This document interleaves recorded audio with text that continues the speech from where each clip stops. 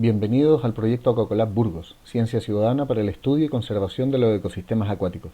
Este es un proyecto de la Universidad de Burgos que cuenta con la colaboración de la Fundación Española para la Ciencia y la Tecnología del Ministerio de Ciencia e Innovación. El material que aquí os presentamos ha sido preparado y creado por la doctora Patricia de la Fuente Gamero, que es investigadora de la Universidad de Burgos y coordinadora de este proyecto Aquacolab, y además por quien les habla, el doctor Antonio Canepa Neto, también investigador y director de este proyecto. Revisaremos algunos de los conceptos que abarcamos en nuestro proyecto, que estudiamos y utilizamos en nuestro proyecto. Y uno de ellos es el entendimiento del ecosistema río. Si vemos un volumen de agua fluyendo, como pudiera ser este canal de regadío que tenemos aquí, tendríamos la sensación de que es un río. ¿Es esto un río? Si bien tiene el componente fundamental que es agua, y es agua que está fluyendo, un río es mucho más. En realidad, un río es todo un ecosistema, el así llamado ecosistema fluvial.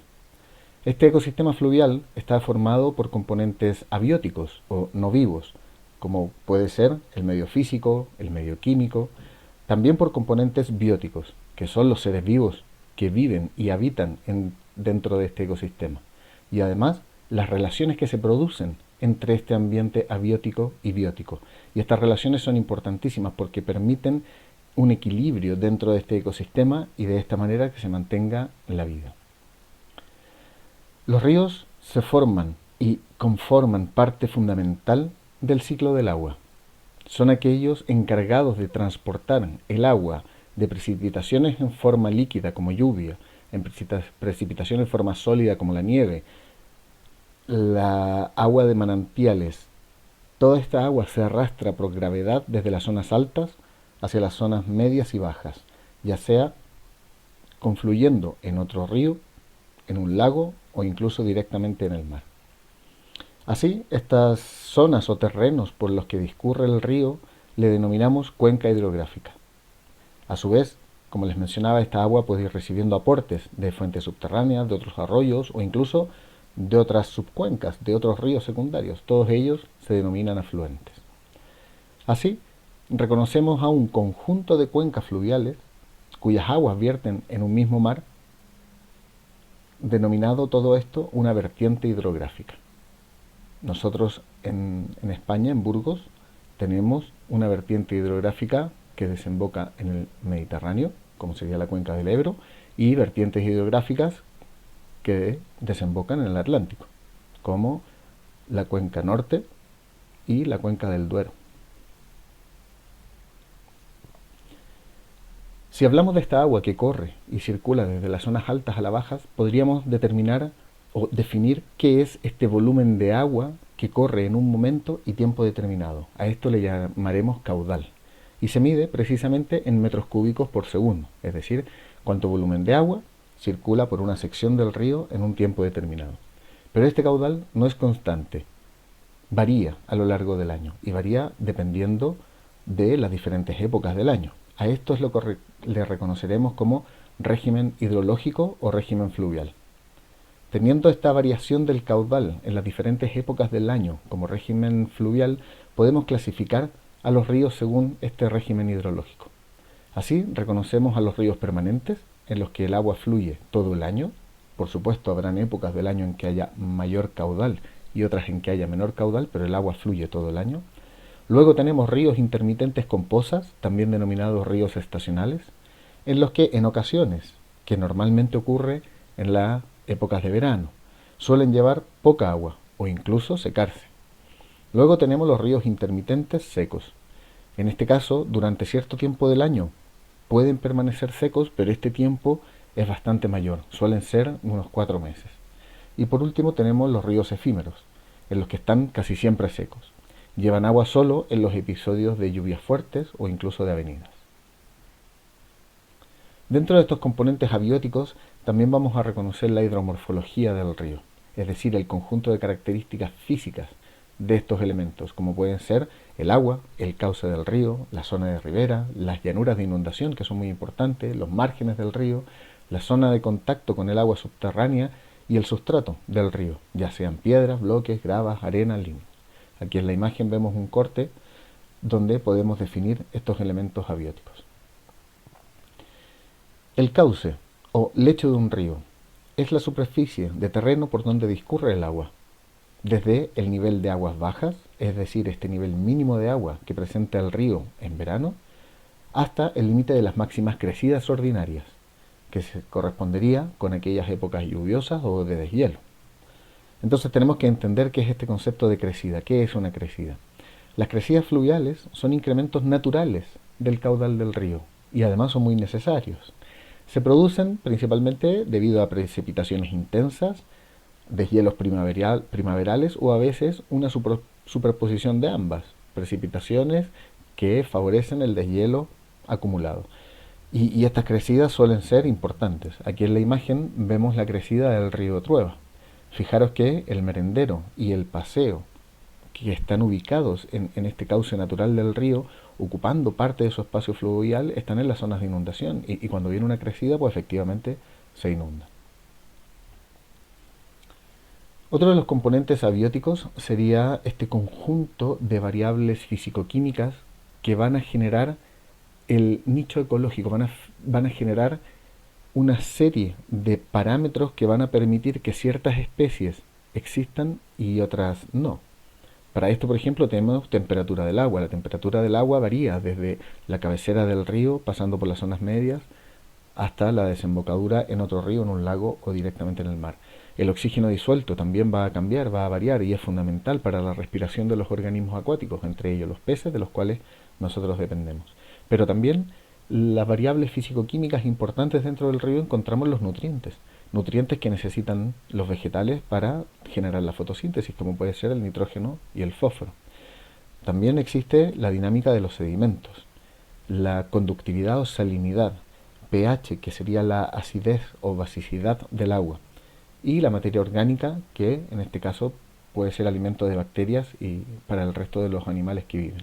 Por lo tanto, todo este conjunto de variables físico-químicas van a hablar de un entorno abiótico del río. Y aquí podemos ver en la imagen de la derecha un cambio de color del río Arlanzón debido al aumento de sedimentos en el agua debido a unas fuertes lluvias.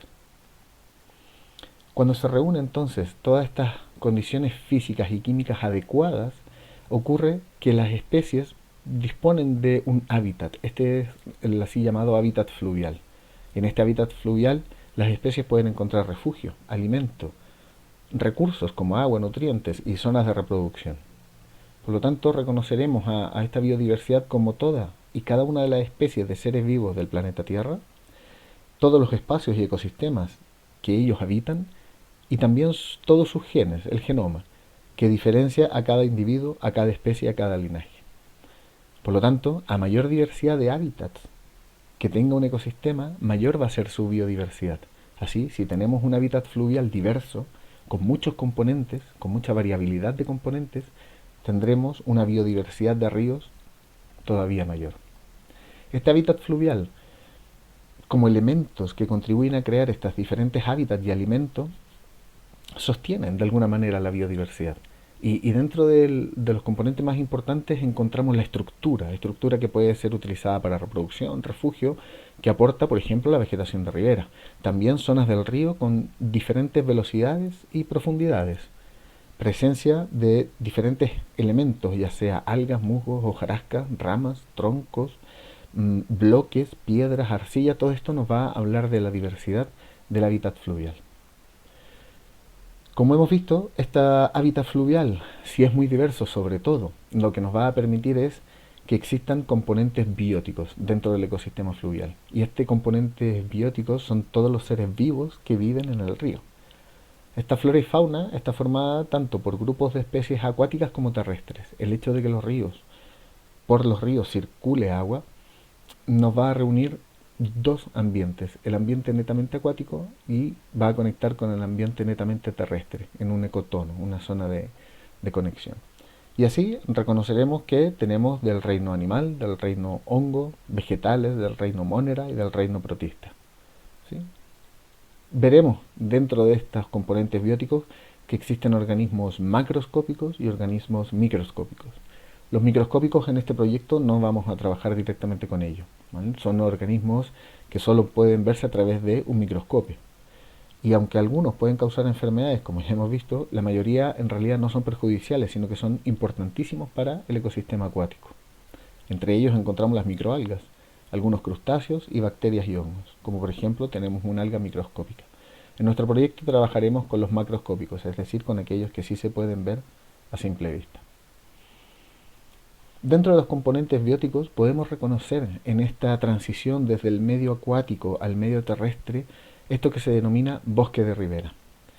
Los bosques de ribera lo constituye la vegetación que podemos encontrar junto a los ríos, que lógicamente dependen del clima donde ese río discurre, pero también del tipo de suelo, de la humedad y la disponibilidad de agua que así presente.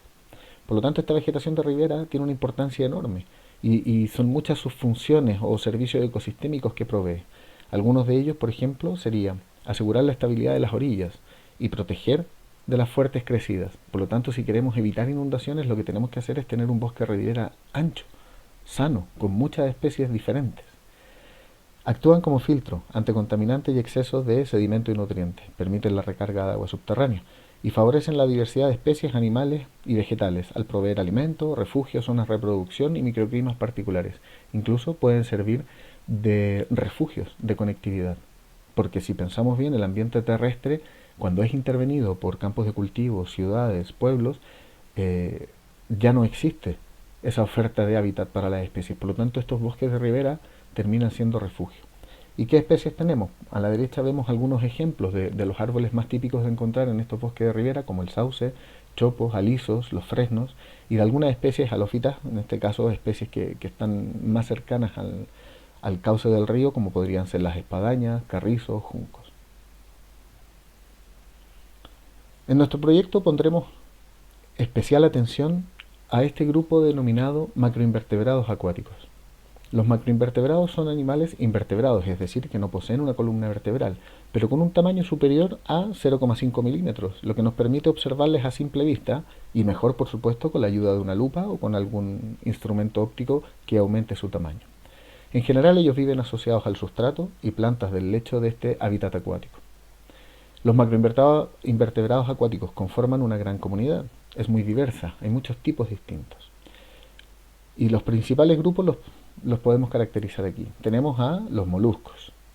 ¿Sí? Dentro de los moluscos vamos a encontrar a los gasterópodos o así llamados caracoles, y veremos que hay distintas conchas, distintas formas de caracoles. Aquellos bivalvos que tienen dos conchas, como almejas y mejillones. Otro grupo distinto, el de los gusanos, donde encontraríamos a planarias, platelmintos, anélidos. El grupo de los artrópodos, que quizás es el más diverso, el que más formas diferentes tiene.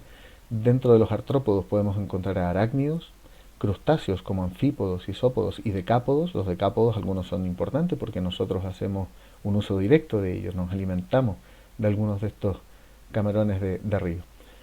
Y dentro de los artrópodos también encontramos los insectos acuáticos, de distintos grupos, como coleópteros, dípteros, heterópteros, plecópteros, tricópteros. ¿Sí?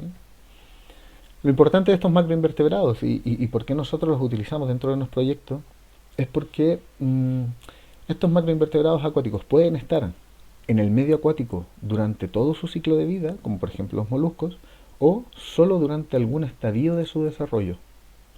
Tenemos un grupo, principalmente los insectos acuáticos, que tienen un ciclo de vida que dependen del ecosistema acuático. Ellos ponen los huevos en el río, pero antes de convertirse en un adulto alado que puede volar o que puede desplazarse y reproducirse, tienen que pasar por una fase denominada larva. Esta fase larva vive en el río, vive en el ecosistema acuático y pueden vivir hasta casi un año, entre piedras, arena, asociadas a las plantas acuáticas y lechos del río. Cuando nosotros agrupamos estas larvas, dependiendo de sus características morfológicas y filogenéticas en esta gradiente de taxones que tenemos aquí, en esta jerarquía, lo que podemos reconocer serían a algunas especies agrupadas en géneros y varios géneros agrupados en familias. Tal cual como el esquema que tenemos aquí, tenemos todo un orden tricóptera, dípteros, moluscos, y entre ellos vamos a encontrar distintas familias. Estas familias van a ser de mayor importancia dentro de nuestro proyecto, porque algunas de estas familias de macroinvertebrados acuáticos son bioindicadores de la salud del ecosistema fluvial. ¿Qué significa esto? Significa que hay familias completas de macroinvertebrados que no toleran perturbación en el río, que solo pueden vivir en condiciones óptimas, de muy buena calidad, tanto abiótica, biótica. Por lo tanto, nos van a permitir saber si, por encontrarnos a estas familias, estamos en presencia de un estado o de un ecosistema fluvial en buen estado o de un ecosistema fluvial en mal estado. Así reconocemos, por ejemplo, dos imágenes. En la imagen de la izquierda vemos un ecosistema fluvial altamente impactado por actividades humanas, como podría ser un uso agrícola no respetuoso, una industria o zonas de confluencia humana, como pueden ser las ciudades, en las que nos encontramos solo algunos grupos de macroinvertebrados. Y estos grupos serían los más resistentes a estas perturbaciones. Por lo tanto, aquí vamos a encontrar una baja diversidad, pero una gran abundancia. Es decir, encontraríamos mucho de poco. Muchos individuos, pero de pocas familias diferentes. Solo aquellas que aguantan, solo las que resisten estas condiciones. En cambio, cuando nos trasladamos hacia la derecha, nos trasladamos a un ecosistema fluvial en buen estado, lo que encontramos son todas las familias. Por supuesto encontramos algunos representantes de los que resisten todo, ¿sí? Pero también encontramos a estos bioindicadores, también encontramos a estas familias que solo aceptan las condiciones óptimas. Por lo tanto, en un ecosistema fluvial en buen estado ecológico vamos a encontrar de todo, vamos a encontrar una gran diversidad de familias. Finalmente tenemos que hablar de las relaciones entre los componentes, esto que se denomina conectividad fluvial. La conectividad fluvial, como su nombre indica, es una conexión. Necesitamos relaciones entre los componentes y hablamos netamente de lo que es el intercambio de la materia y energía dentro de este ecosistema fluvial. Este intercambio lo vamos a ver en 4 dimensiones: longitudinal, transversal, vertical y temporal. Cuando hablamos de esta conexión, de este intercambio de materia, hablamos de un flujo continuo, ya sea de agua, por supuesto, en el primer sentido, en el longitudinal, el agua tiene que correr, pero también hablamos de organismos, de materia, de sedimentos, nutrientes. Y estos intercambios tienen que producirse en estas 4 dimensiones: longitudinal, transversal, vertical y temporal. Por ejemplo, la conectividad de la dimensión longitudinal quizás es la más sencilla de entender porque es el sentido más básico que tenemos de un río: agua corriendo desde las zonas altas hacia las zonas medias y terminando en las zonas bajas. Esta libre circulación de agua, pero también de sedimento y de seres vivos, es necesario para mantener esta conectividad en la dimensión longitudinal. También tenemos conectividad en la dimensión transversal, y en este caso los intercambios entre la corriente del agua se da con las zonas continuas, la zona de ribera, las llanuras de inundación, en la que la relación es máxima cuando los ríos crecen y efectivamente se desbordan y llegan a la llanura fluvial. Cuando llega el río a la llanura fluvial, esta conectividad permite que haya un intercambio no solo de agua, por supuesto, porque está llegando agua a las zonas inundables, pero es que también están llegando sedimentos, también está llegando materia orgánica, que es alimento para bacterias del suelo que ahí vive, también están llegando nutrientes, que es fundamental para el bosque de ribera. Por lo tanto, estamos hablando de esta dimensión transversal. Existe una que también creo que es fácil de entender, que es la conectividad en la dimensión temporal, es decir, el cambio que ocurre en distintas escalas de tiempo. Por ejemplo, el estacional, los cambios que hay respecto de, por ejemplo, en la flora, cuando las especies caducifolias pierden su hoja, pues esas hojas van a caer y ahí hay un transporte de materia. Esa materia se va a degradar y va a formar materia orgánica para descomponedores y para iniciar de nuevo la trama. Y por último, y no menos importante, es la conectividad en la dimensión vertical. Los ríos, si bien corren por un lecho, esa agua está en contacto. Hay una conexión entre el agua superficial del río con el sustrato en el que se asienta y las aguas subterráneas. Esta conectividad muchas veces se pierde, y se pierde por actividades humanas. Nosotros vemos aquí, por ejemplo, a la derecha, el cauce de un río que pasa por la ciudad de Burgos, el río Vena, en la que su lecho, su cauce ha sido totalmente cementado. Por lo tanto, hemos perdido absolutamente esa conectividad en la dimensión vertical. Estas relaciones entre los distintos componentes, tanto las variaciones naturales y antrópicas, en el régimen hidrológico, las características hidromorfológicas que hemos visto, el estado físico-químico del agua, la dimensión temporal, cómo cambia esto en las 4 estaciones, lo que va a condicionar es la existencia, la variedad y permanencia de las comunidades biológicas que habitan en este ecosistema. Estas, a su vez, con sus procesos vitales, también pueden modificar las condiciones. Es decir, hay especies que permiten crear hábitats nuevos, especies que modifican de alguna manera el hábitat. Por ejemplo, plantas acuáticas bajan la velocidad del río, disminuyendo el efecto de las crecidas. Y todo eso va a repercutir en las especies que allí modifican. Por lo tanto, estas relaciones son dinámicas, están siempre ocurriendo entre todos los componentes. Uno de ellos, por ejemplo, es en este componente transversal. Nosotros vemos en este esquema del río, vemos 3 bandas. La primera banda, que serían plantas muy asociadas al cauce del río, donde están, por ejemplo, las plantas halófitas, es decir, que tienen raíces sumergidas, necesitan de mucha agua. Aquí tenemos algunos ejemplos, como puede ser la espadaña, juncos, carrizos, también alisos. Luego hay una segunda banda, que está un poco más separada del cauce del río, en la que recibe un aporte del río. Por ejemplo, cuando hay crecida, esta banda tiene una menor necesidad de agua, y los componentes que ahí existen no van a depender tanto del río, sino que van a depender un poco más del clima donde ocurren, es decir, dónde ocurre este río. Y aquí tenemos como ejemplo, aquí abajo, como olmos, fresnos, álamos.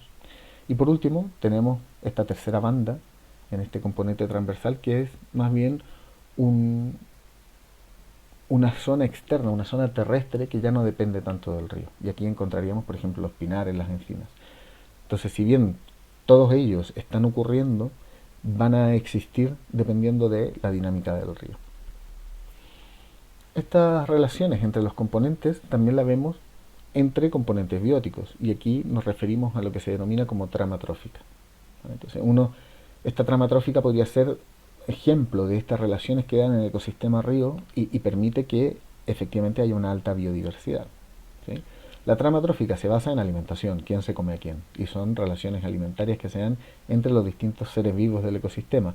Y cuando hablamos de alimentación, no necesariamente se necesita hablar de depredación, de que alguien se coma a otra persona. No, también podemos comenzar por una parte de este ciclo, de esta trama trófica, que sería la producción de alimento a través de la fotosíntesis. Entonces tenemos todo el componente fotosintético, pueden ser microalgas, macroalgas, árboles, que capturan el CO2 del ambiente, utilizan el agua y los nutrientes más la energía del sol para generar materia orgánica, para generar azúcares que van a permitir crecer. Existen luego los herbívoros, que van a aprovechar esta materia que han creado, se van a alimentar de ellos, y luego tenemos consumidores primarios, consumidores secundarios, interconectados entre ellos. Esta relación entre los componentes es la que vamos a denominar como trama trófica. Vamos a nombrar algunos de los componentes que interactúan en esta trama trófica. Como les mencionaba, primeramente encontramos a los productores primarios, ya sean algas o cianobacterias que están flotando en el agua, esto que denominamos fitoplancton, o formando biofilms en las rocas, que es esta cubierta parecida a vegetales que tienen encima de las piedras. Las plantas acuáticas, los árboles, etcétera, todos ellos son productores primarios que realizan la fotosíntesis gracias al sol, al agua, dióxido de carbono y a los nutrientes, en el que generan como desecho el oxígeno, que es fundamental para nosotros y es fundamental para el resto de organismos que ocurren en el ecosistema. Y también producen materia orgánica, ellos mismos crecen con esta fotosíntesis. Luego este fitoplancton es el alimento de los animales que viven flotando en el agua, por ejemplo, y que se denominan zooplancton. Este zooplancton es principalmente microscópico, pero también hay herbívoros macroscópicos. Están compuestos por invertebrados, como por ejemplo los copépodos, y es el eslabón, la cadena esencial para los peces pequeños. Los peces pequeños se van a alimentar principalmente de este zooplancton. Aquí en la imagen vemos un copépodo, que es un pequeño crustáceo que forma parte de este zooplancton. Los macroinvertebrados. Hablábamos también de los distintos grupos que hemos visto, las propias larvas de los insectos, cangrejos, almejas. Ellos también viven asociados a las plantas acuáticas entre las piedras del río. También se alimentan de las algas y de aquellos fotosintetizadores primarios y, a su vez, son fundamentales para el ecosistema, ya que sirven de alimento para peces, aves, anfibios. Algunos de ellos se alimentan no solo de productores primarios, sino que algunos de ellos también se alimentan de otros macroinvertebrados. Estamos ya viendo las interrelaciones entre ellos, son depredadores, o incluso hay algunos descomponedores que se alimentan del detritus, que es esta materia orgánica que hay disuelto, que está presente en el lecho del río.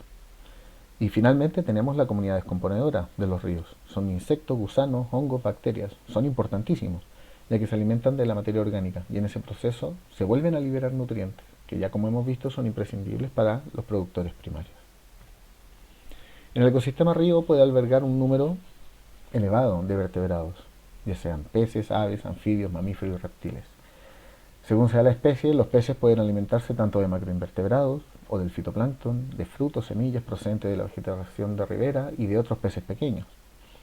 A su vez, esta fauna piscícola es el alimento de otros organismos como las aves, como el martín pescador o la garza real, e incluso de mamíferos como la nutria. Aquí vemos algunos ejemplos de las especies que hemos visto nosotros en nuestro proyecto. Y como es un proyecto colaborativo, hay muchas imágenes que son de las personas que participan en nuestro proyecto. Aquí tenemos un ejemplar de martín pescador, vemos la rana común, un ejemplar de nutria y una fantástica imagen de una garza real alimentándose de una trucha en el río Pisuerga. En general, esta relación entre todos los componentes, todos los elementos que forman el ecosistema río, son importantes ya que se relacionan y dependen los unos de los otros. De manera que si alguno de estos elementos se daña, desaparece o se modifica, el ecosistema entero se va a ver alterado. Hay algunas alteraciones pequeñas que no van a gatillar, no van a traer como consecuencia un gran cambio, pero hay algunas otras que sí. Y es posible que alteremos el ecosistema a una manera muy, muy diferente.